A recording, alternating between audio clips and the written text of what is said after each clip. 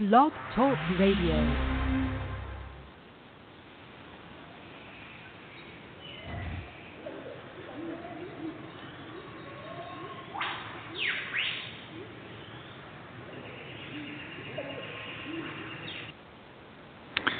Hello, everyone. I'd like to welcome all of you back to Ohio Exopolitics. I'm your host, Mark Snyder.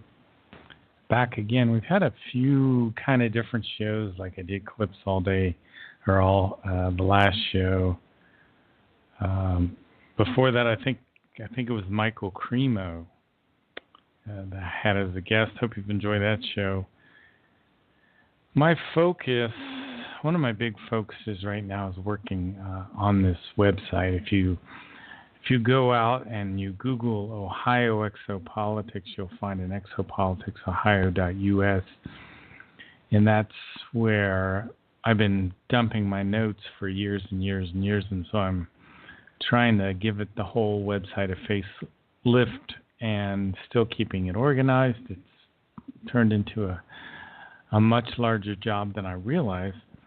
My main focus studying the Maya material right now is still in the Might of Thoughts, and we'll get to that in a minute. I think I'm going to digress a little bit into Billy's discussions with Spoth, because I came across some interesting information today on the internet. There's a fellow named Skills Solon. I know a lot of people have probably seen his YouTubes that he does of these programs, but he's also put together a fascinating presentation on Spoth. And when Spoth talked to Billy back in World War II times, he told Billy one thing that really caught my attention about the dangers of plastics, and plastics would, pose a great threat to our oceans. So I did a little research on my own about plastics, and we'll talk about that a little bit later in the show. Billy Meyer, he's about 80 years old now. He lives in a tiny mountain village in Switzerland called Hinterschmid-Rüti, maybe 45 minutes or so east of Zurich. He grew up farther north in Switzerland in an area called Bulak, in a village, I believe, called Niederflachs, near the Eichen, Moser, and Bruder Mountains. And there were wide forests and extensive meadows there. He grew up in a very beautiful area. Right around 1945, well, even before then, as early as 1942, he started getting telepathic messages from a man named Spoth. Spoth was an extraterrestrial human from the Pleiadian star system, and not a Pleiadian. In fact, the whole thing about the Pleiadians is a bit of a misnomer. These extraterrestrials are not from our Pleiades. They reside in even a different space-time configuration than we live in here. Our universe has 7 different space-time configurations. You could think of them as different rooms in a house. I prefer not to get down into the whole discussion about frequencies and things like that, because I think that can be a little bit of a deception or an oversimplification. So these human beings, these extraterrestrials, they live 80 light years beyond our Pleiades in different space-time configuration. Their planet is called Era. It's very, very much like Earth in its pristine condition. Say how the Earth was in the 1300s or the 1200s, before we dumped all the plastics into our oceans, before we did something like 2,000 nuclear tests, before there were 9 billion people on the planet. So these extraterrestrials are very aware of their environment. their external environment, as well as their internal environment. They are masters of their own thoughts. And this is very critical to learn, because it is the nature of the thoughts that any thing can be brought into fruition. By the might of the thoughts, any conceivable thing can be brought into fruition. So the human being who thinks mightfully will manifest what he thinks, whether it's negative or positive. I mean, you can, if you mightfully think negative thoughts, you can bring in very horrific circumstances into your life. So the goal is to steer your thoughts. One thing I like to tell myself is I am the master of my own destiny. I am the forger of my own fortune. I create my own luck through the good thoughts that I have. My good thoughts, my good feelings, my good habits generate good circumstances in my life. And I am the master of my own destiny. What I think, I make real. I'm confident. I'm optimistic. I'm relaxed. I'm cheerful. I'm thankful. I'm enthusiastic. I'm in harmony. I persevere. I persist. I endure. I am calm.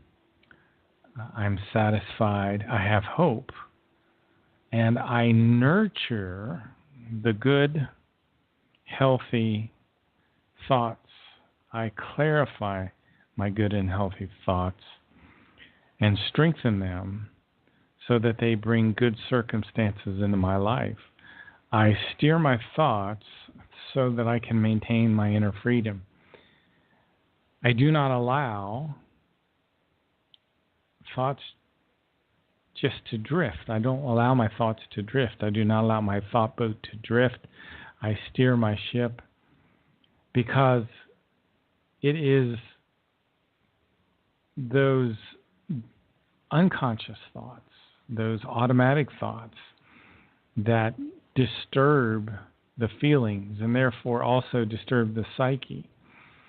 So do not allow automatic thoughts to appear in your consciousness, because they will sprout like weeds and they will multiply throughout your whole consciousness. And you can quickly become a person in self-induced misery by rotating out of control thoughts. So break that habit and recognize the fact that you are the master of your own destiny, that you create your good circumstances in your life through good, neutral, positive thoughts, because good thoughts lead to good feelings lead to good habits, and good habits bring good circumstances into your life. You have an innermost creational personality which sends evolutive impulses to your material consciousness. And it's your inner counselor. It guides you. It is your guide in life. And it's really your spiritual consciousness. Remember, we have two kinds of consciousness. As a human being, we have our spiritual consciousness, which is probably about 4 to 5 million years old. We have our material consciousness, which is only as old as you are this lifetime. So the innermost creational personality sends impulses, evolutive impulses, to your material consciousness to keep the material consciousness evolving. See, the whole purpose of our lifetime is the evolution of our consciousness. So that means in this lifetime, one of the things that we're supposed to learn to do is to control our thoughts and to mightfully think. And to mightfully think means that you have a zeal which is an endpoint, a goal. It means it's kind of a target, maybe not the best way to describe it, but it's an endpoint. Your zeal is, and this is my own interpretation. I don't think I've exactly read this, but I think of true mindful thought, besides being neutral positive and besides being confident and optimistic and all those things I've seen, has absolute certainty. So if you're thinking mindful thoughts, you're thinking with absolute certainty. Sometimes we have anxiety. Anxiety really is an obstacle. You need to control your anxiety and do not let your anxiety control you. We control anxiety through the intellect, through getting to the bottom of what we don't know or what we don't understand. So anyway, these are the kinds of things that Sloth taught Billy when Billy first met Sloth, which was telepathically back in about probably 1942. He would hear Sloth's voice mentally and see his face. And eventually Sloth would land his strange silvery pear-shaped craft somewhere near Billy's home in Bullock, Switzerland. And Billy was picked up in the ship and was brought in as if by ghostly hands. And he went some very high altitude above the earth, and young Billy got to see what the earth looked like from space. And Sloth taught Billy about his previous lives, and that he had been the people that we call Enoch, Elijah, Isaiah, Jeremiah, Emmanuel, and Muhammad. And Sloth had known that Billy was going to incarnate again in this lifetime. These extraterrestrials have the ability to identify spirit forms, to recognize spirit forms, and they had known that this particular spirit form had been a teacher in the past, and they wanted to come here again to help him as he grew up in Switzerland so that his mission would hopefully be a success. His goal in this lifetime is to write down the spiritual teachings so that people later in the third millennium, when this information is really understood, can take advantage of this, and we can get back control of our lives, get our thoughts in control. And this is one of the major goals that we have. Eventually, when they were in the ship, Sloth placed a device on Billy's head that had many wires in it that reawakened Billy's abilities that he had in the past. So Billy relearned how to look into the future, and that's one of the things that the Maya material gives us so much of is predictions and prophecies about what's going to happen. And one of the things that Sloth told Billy was that in the third millennium we would lose our rights of self-determination, that our leaders would try to take away our self-determination, that the people of the earth would become indolent and obtuse, and they would lose the capacity for independent thinking. That's one of the most important aspects of learning to control your thoughts, is to be an independent thinker. You think your own thoughts, I think my own thoughts, I steer my own thoughts. I do not allow the radio, the TV, the internet to do my thinking for me. We control our thoughts, and we are the masters of our own destiny by doing that. Sloth also told Billy that we would dump untold amounts of plastics that would get into our oceans, that we would start to suffer climate change, that there would be desertification on the earth. Of course, there would be a tremendous overpopulation. That the Americans would bring disaster through wars, and we eventually, in World War II, dropped the atomic bombs, Hiroshima and Nagasaki. That the secret services of the world would try to chip the people of the earth, would try to take away their free speech, their rights of their rights to travel freely. That's one of the things, and there's so many schemes that are afoot. One of these is these cars that drive themselves. That's what that is all about, is taking away our rights of being able to travel. That is not a public service.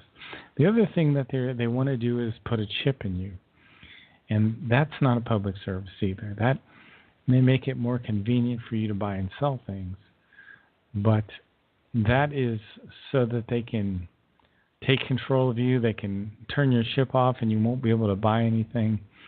There's a deep space platform orbiting the Earth right now that looks down on you and sees everything that you're doing. It's very strange. In our TVs, in our computers, are cameras that can watch us every minute. The global elite are not our friends. They are the enemies of freedom. They are behind many religions. The secret services and the religions often work together to take away our freedoms and mostly our independent thinking. And your independent thoughts are so critical, because without independent thinking, you cannot evolve your consciousness. I'm going to play a series of clips on the dangers of plastics. This is one of the things that Spoth told Billy would happen in our future, that we would have tons and tons of plastics polluting our oceans. So give me a few seconds here while I adjust things, and we'll listen to some very interesting clips. One of the fantastic people that's taken responsibility here is a guy named Boyan Slat. I think he's from Germany, and he's trying to actually clean up the oceans. You must have some good sponsorship. Here we go. Let's listen to these clips. Give me a few minutes.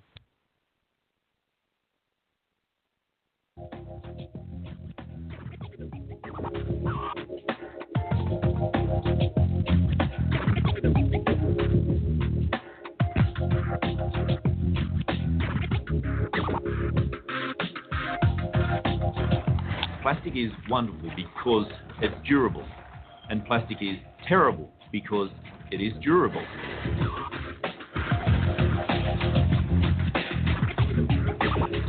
Almost every piece of plastic ever made is still on the planet in some form or another. Plastic production globally this year is expected to be more than 300 million tonnes. Half of which we'll use just once and then throw away. By 2050, when the population explodes to almost 10 billion people, it's expected that plastic production will triple. The problem with that is that today only a fraction of the plastic that we produce is recycled.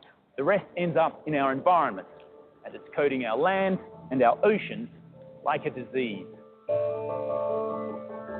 Garbage thrown away in the United States can make its way to Antarctica. Plastic in our coastal waters is pulled into the centre of massive wind-driven, churning circular gyres.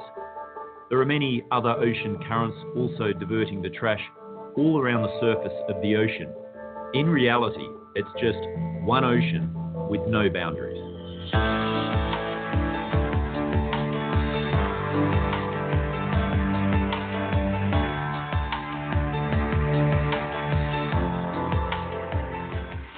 Lord Howe Island is a World Heritage Site and home to migratory seabirds like the shearwater. Seabirds are incredibly helpful because they act like an army of scientists. They travel thousands of miles across the ocean. They pick up plastic off the surface of the ocean. They bring it back to their rookeries where they feed it to their chicks. And that provides an incredible amount of scientific data in terms of where the plastic comes from, its distribution, and how it breaks up on the ocean surface. Dr. Jennifer Labers, she'd devoted her life to studying the plight of seabirds.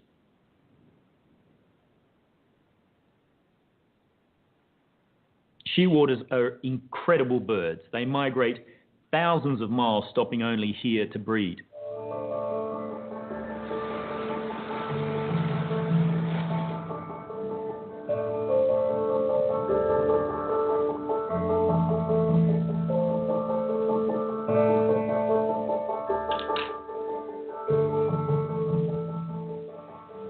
Yeah, the stomach is very, very full. And if we look here, there's some very dark pieces, some very light white pieces. And if you see, as I push on this, it's absolutely rigid, completely full of plastic all the way up.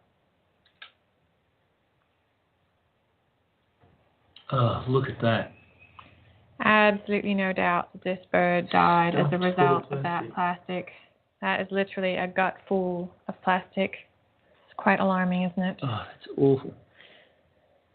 Range of plastic types and colours. We've got everything from the blues and the reds. His stomach's just filled with it. Big pieces too. Big like sharp heavy. pieces.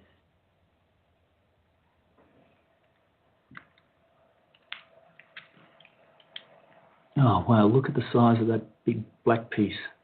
That is an enormous piece of plastic. Unbelievable. Look at the size of that.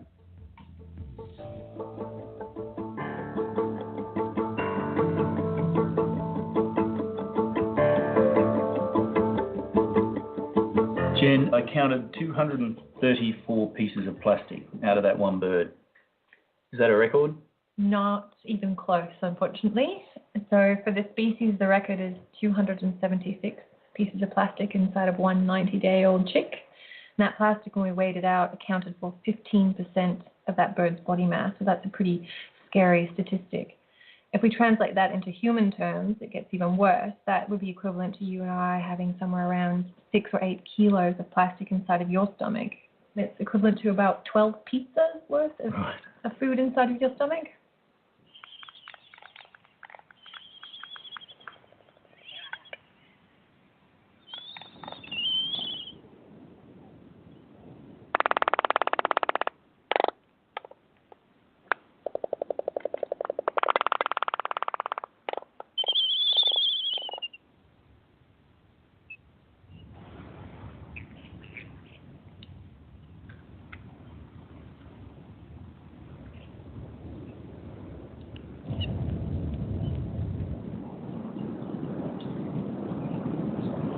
Quite a bit of plastic for just one little bird. The parents were trying to do the right thing. There's a lot of squid beaks in here, and this purple colour is evidence of the squid ink. It's just a shame that every now and then they got it wrong in a bad way.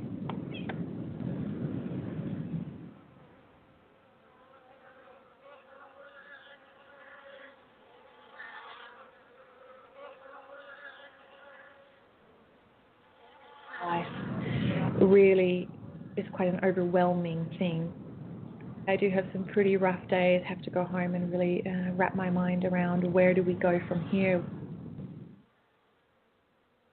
As a Pacific Islander, I know that the ocean is in deep trouble. The very authoritative prediction shows that by the year 2050, there will be as much plastic as there is fish in the ocean by weight.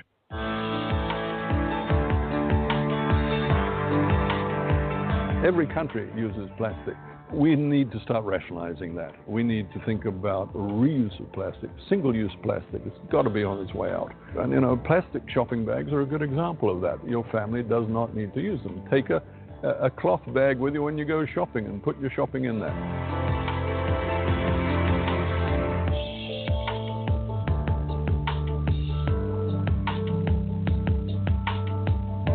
There's an equivalent of a large garbage truck every minute of every day backing up to the ocean and just dumping plastic into it. We really have to look at ourselves and say, do we deserve this beautiful ocean that was given to us?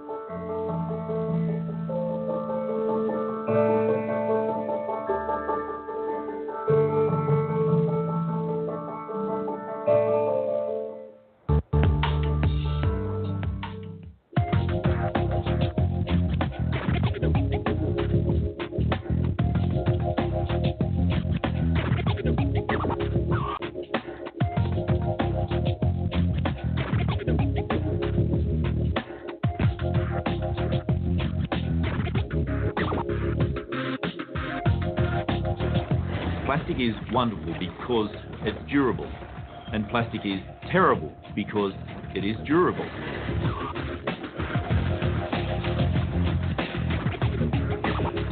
For almost every piece of plastic ever made is still on the planet in some form or another. Plastic production globally this year is expected to be more than 300 million tonnes.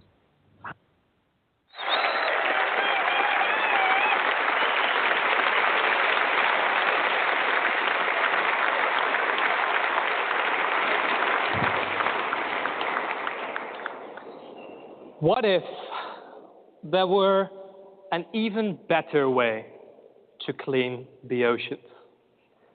For the past 2 years, we've been working on something that will make that possible.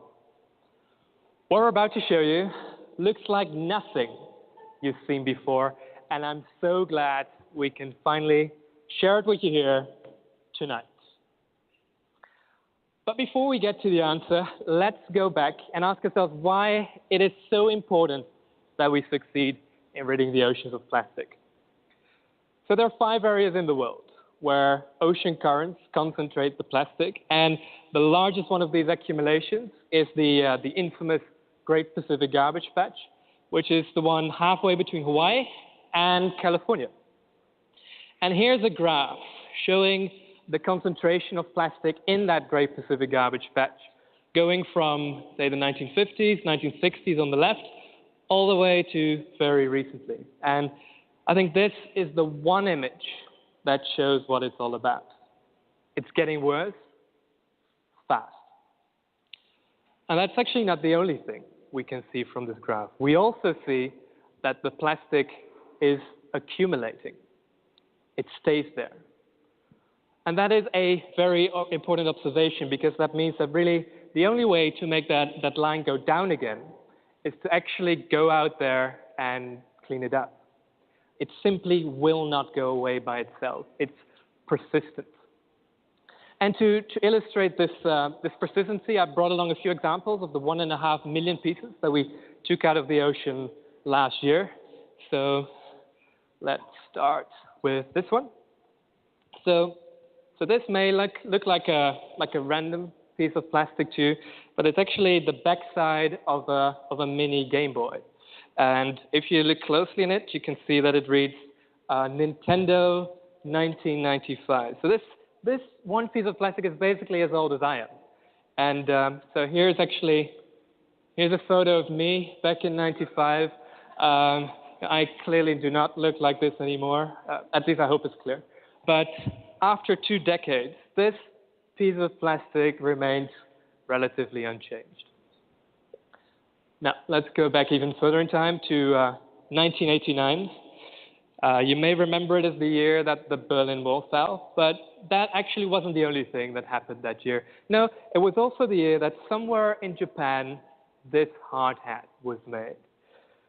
Now, and don't forget, this is stuff that we took out of the ocean last year, so it's pretty recent stuff. And well, can it get even older? What we see here is a crate which presumably was used to hold soft drink bottles. And if you look at the date on it, you can see that it reads 1977. So this thing is 40 years old. 40 years. You know, 1977 was the year Elvis Presley left the building for good, presumably. And 1977 was also the year, for my fellow nerds, the year that Jobs and Woz presented the original Apple II at the West Coast Computer Fair. And then when you look at these smaller species, the so-called microplastics, we estimate that these may have been large objects when they entered the ocean, say in the 50s or 60s. But due to sunlight, plastic becomes more brittle as the decades pass. And then it starts to break up into these small but very dangerous pieces. Dangerous because the contents of this dish are the actual stomach contents of a single sea turtle that was found dead in Uruguay last year.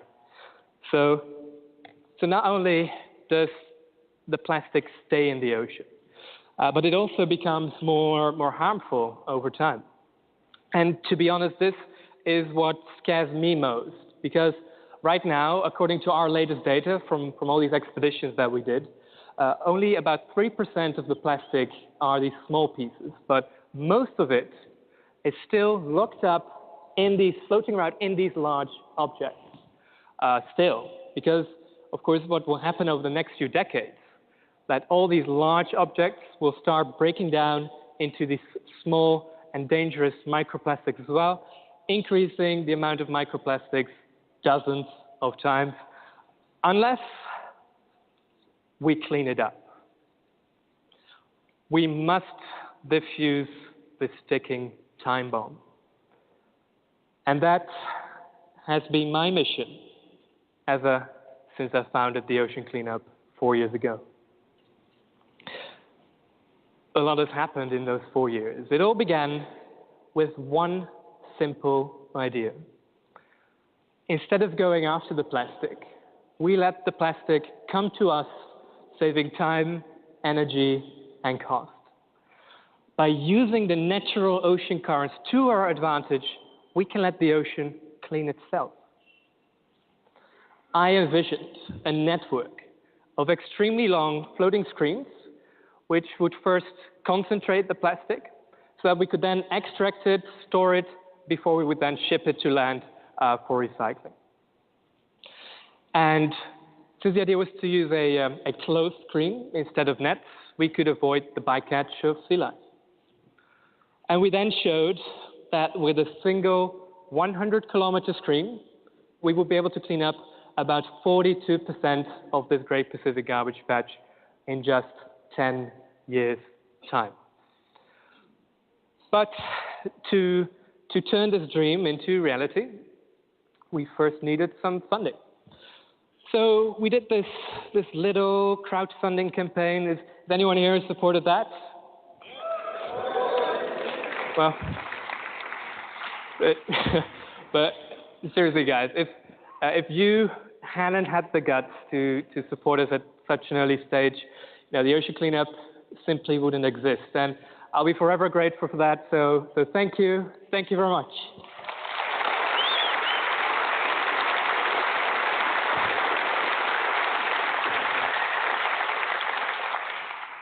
But how do you go about engineering something that is, this new and this uncertain? What we set out to do wasn't to simply improve upon an existing machine. No, we set out to develop an entirely new category of machine. And because there are so many unknowns, you cannot expect that the machine you designed to work exactly the way you wanted to the first time around. You have to do it iteratively. So what you do is that you test, you research, you test, you sometimes fail, and then you learn and you repeat until you make it work. And that's what we did. So first, we really had to understand the problem. So to do that, we organized a series of reconnaissance missions. Some of these were aimed at determining until what depth the ocean has to be cleaned, which turned out to be just a few meters. And then we had to find out how much plastic is out there to clean up. So we organized the largest ocean research expedition ever, crossing the Great Pacific Garbage Patch with 30 vessels at the same time to produce the first high-resolution map of the plastic pollution. And when crews observed that most of the plastic is actually really big stuff, we decided to cross the area again, but this time with an airplane. Using the world's most advanced sensors, we scanned the ocean surface for objects up to 10 meters in size, and this was actually the first time anyone conducted an aerial survey of an ocean garbage patch. And in parallel, we conducted hundreds and hundreds of scale model experiments, gradually improving the concept test by test. And this was then followed by our first ocean prototype, which we successfully deployed on the North Sea last year. And while conducting these tests, we, of course, faced hurdles. That's what iterative engineering is all about. It's really a great thing that's being done there. I'm just, it's really such a responsible thing that this individual, I think his name is Boyan Slate, and I think what I was thinking about there while he was talking is the fact that we reincarnate. We will return back to the circumstances that we've created, and who knows what it'll be like in 100 years or so when you or I return.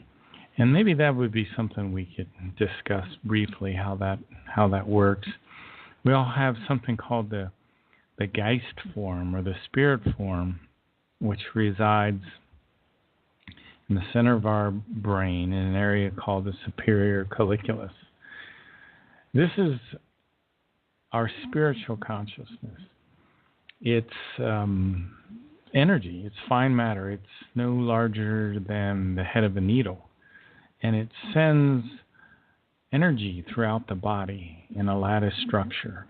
It comes into the fetus 21 days after the sperm fertilizes the egg, and it brings with it a new personality, a new conscious mind, a new subconscious mind, and a new unconscious mind. In the subconscious mind is programmed all of the knowledge and evolutive values from your previous life. The spirit form has the sum total of all of your learnings and experiences from your previous lives. Your new conscious mind has to grow up again. It has to learn how to read, how to speak, how to control its emotions, how to control its thoughts. It starts just like a baby again, but as this child grows up, its subconscious, as well as its own spirit form, will send it evolutive impulses. And these evolutive impulses are stronger and stronger and clearer the older the spirit form is. So, like I said, the typical spirit form on Earth for a human being is about something like 4 million years, 4.5 million years old. Now, there are people that have 8 to 12 million year old spirit forms, and that's because they came here on ships. They came from other civilizations on other worlds.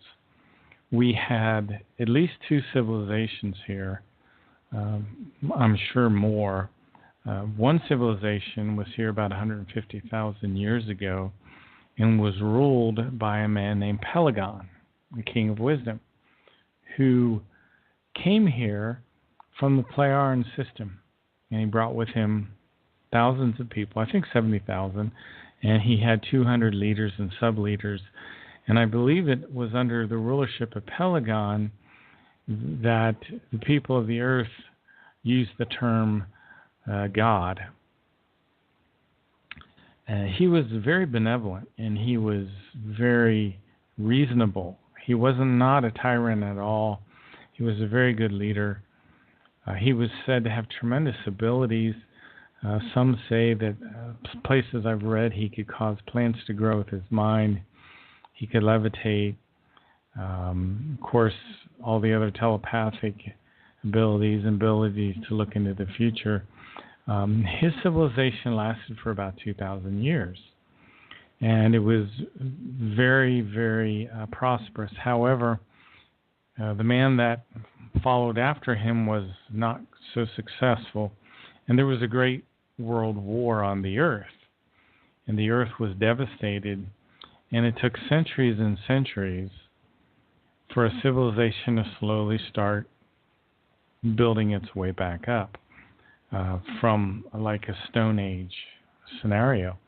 And during that time, at about 130,000 years ago, the people from Atlantis and Lemuria came here.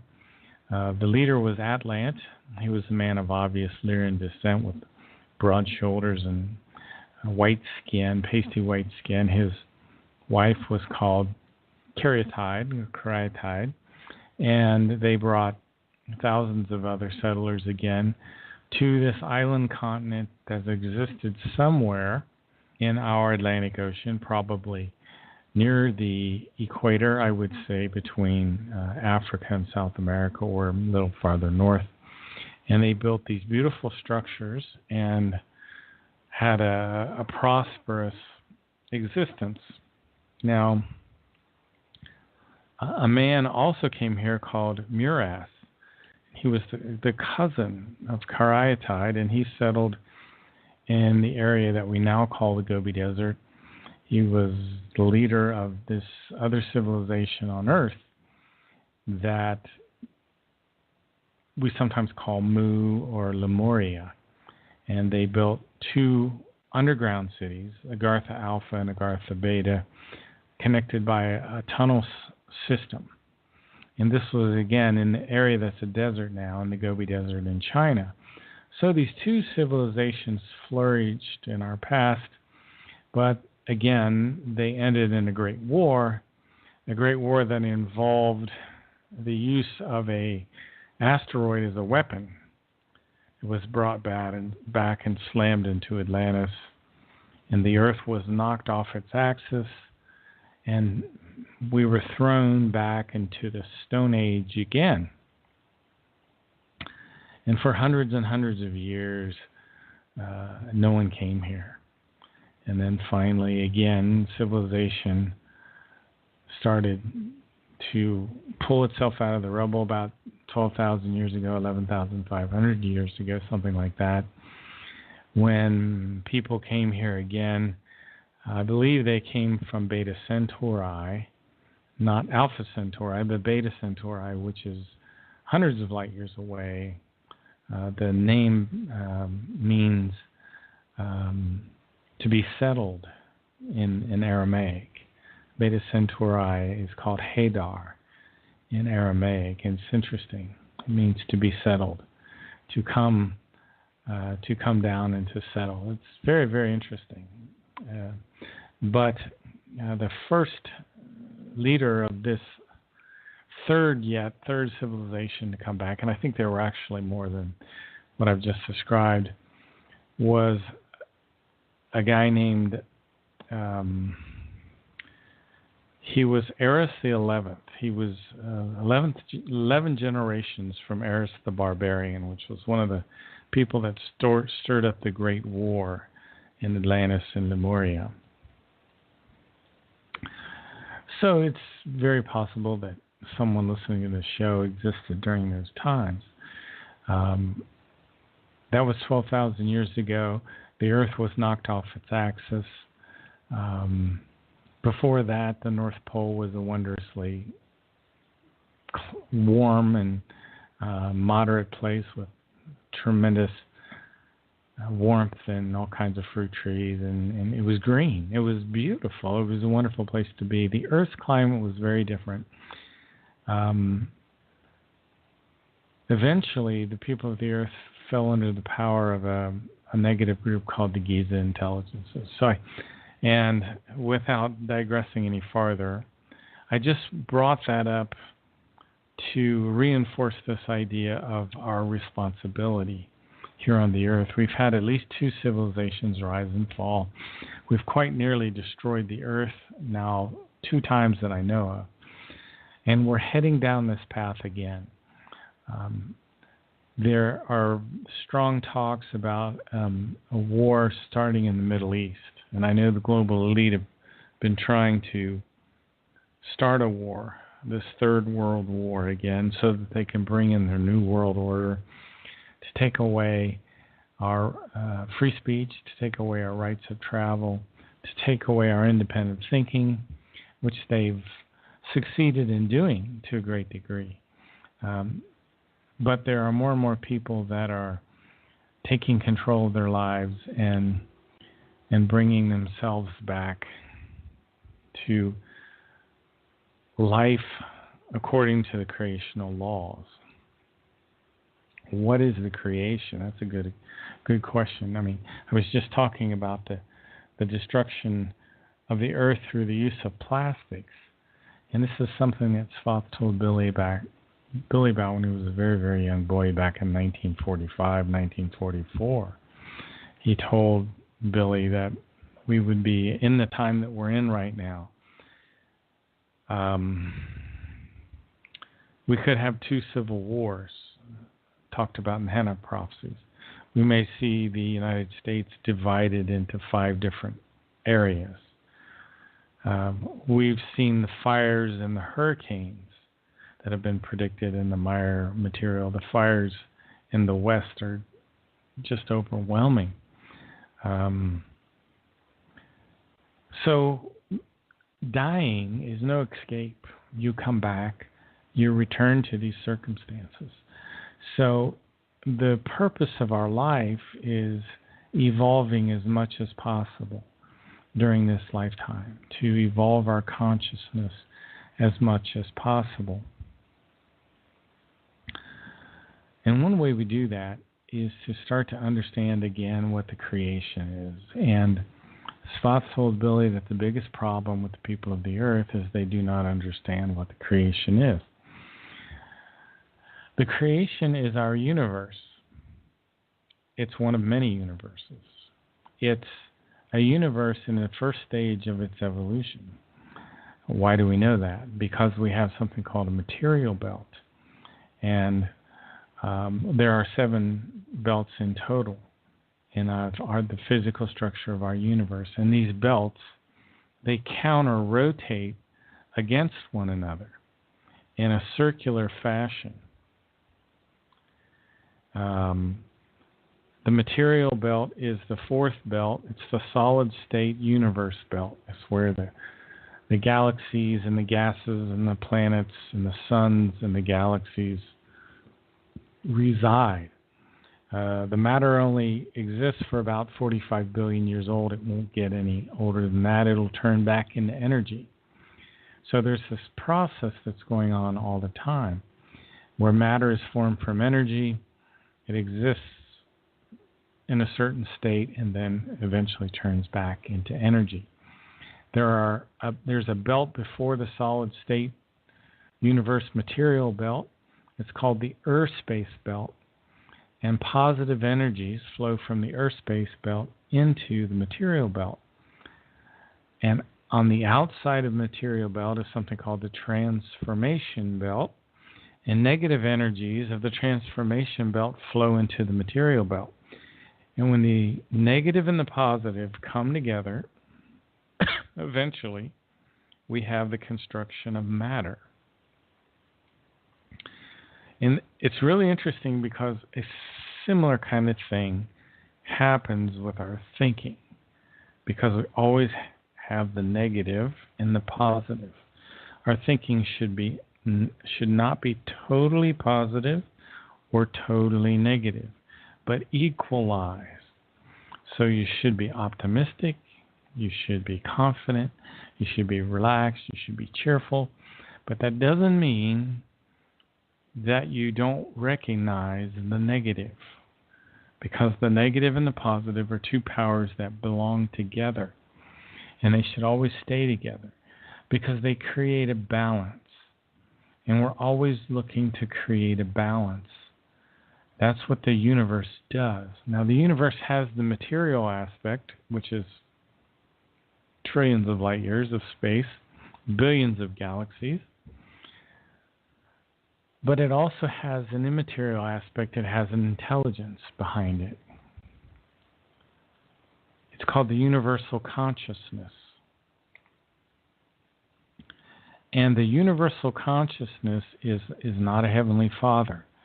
It's a spiritual energy. It's neutral, but it radiates love. If you go into nature, there is a radiating love.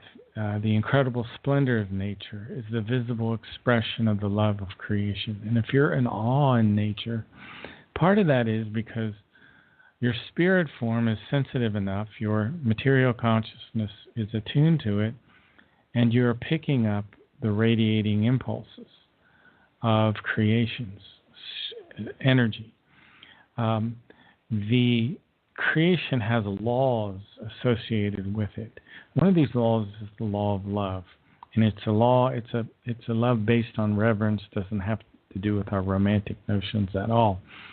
And love is the highest principle in all creation, and through it, everything exists in absolute logic. So the universe, the creation, has a tremendous logic to it.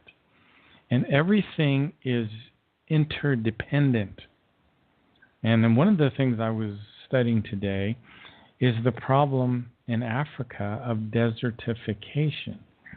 And what has been happening is large parts of Africa are turning into desert. And this is because we've killed off many of the large herds of wild animals. Because believe it or not, the herds of these gigantic herds of deer and zebras and things like that, when they move across the plains of Africa, they defecate and they drop their urine on the grasslands, which acts as a fertilizer. And it causes the grasslands to grow. And this was what stops the desert. And the predator animals drive the zebras and the various kinds of deer. They keep them moving so they don't overgraze in an area. See, this is everything. Love is the highest principle in all creation, and everything exists in absolute logic. So there's a logic associated with the animals and what they're there to do. In this case, their defecation and their urine causes the plants to grow. The plants feed the animals, and the plants also, to a degree, feed the humans, and the humans also, to a degree, feed off the animals.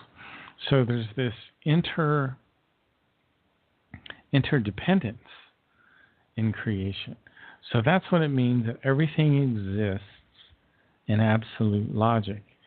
So what we do in our ignorance is that we remove something from the chain of nature, and that causes everything to be damaged by it. I mean, because of the population of humanity that's continually growing, we have the destruction of our forests. And one thing that the forests do is they moderate the weather.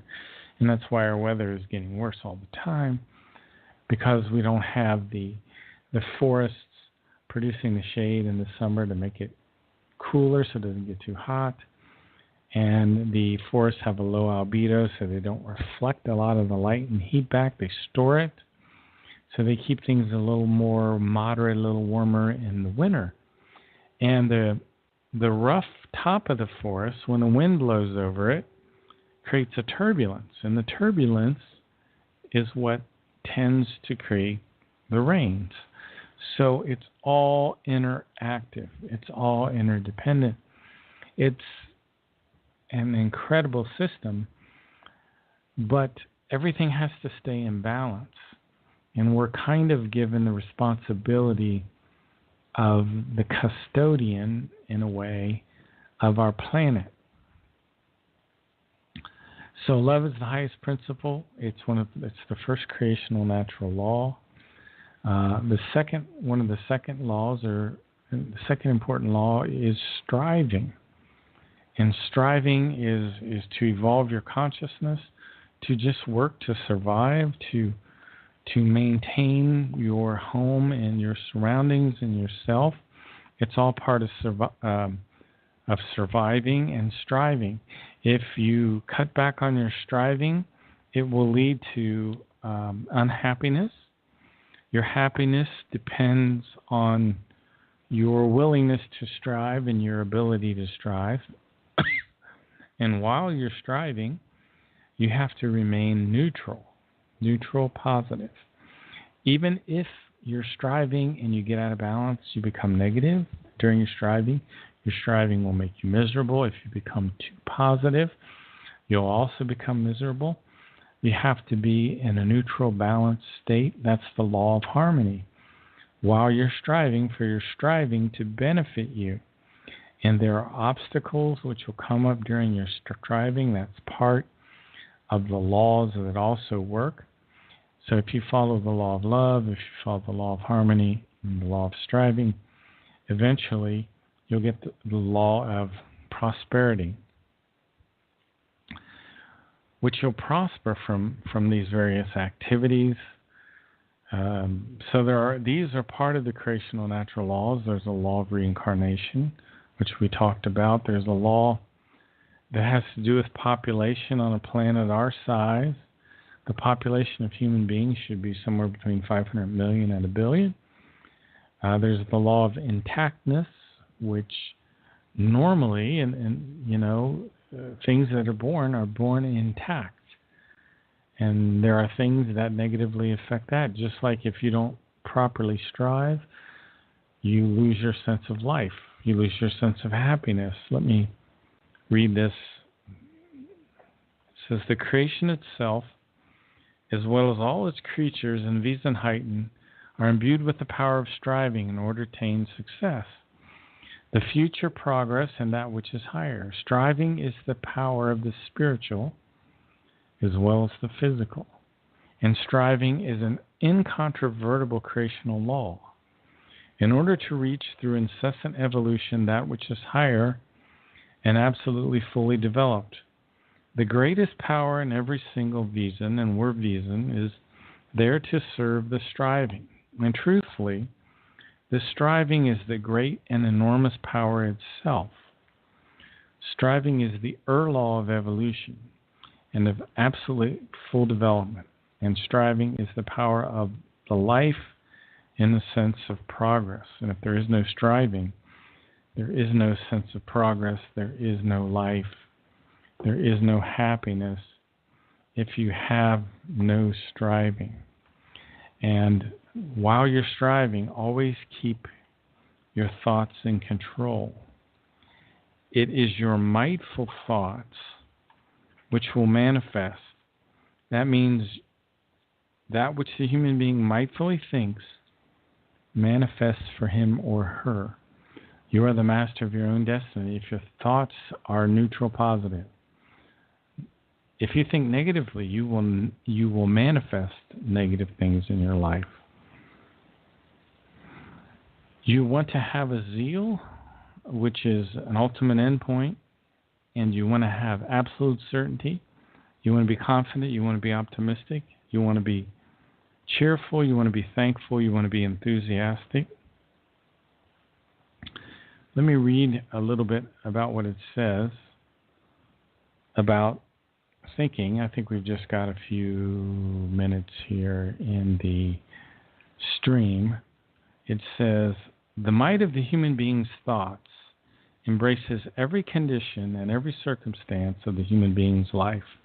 Consequently, the human being is always exactly that which he or she mightfully thinks. As a result of this, without any doubt, character, morality, and personality are the complete sum of the might of thoughts. This also applies to the state of the psyche and the state of the thought-created consciousness itself. So you are what you think in neutral positive terms. I am confident, I am optimistic, I am relaxed, I am cheerful, I am thankful, I have hope. Thanks for listening to Ohio Exopolitics. I'm your host, Mark Snyder. Have a great evening.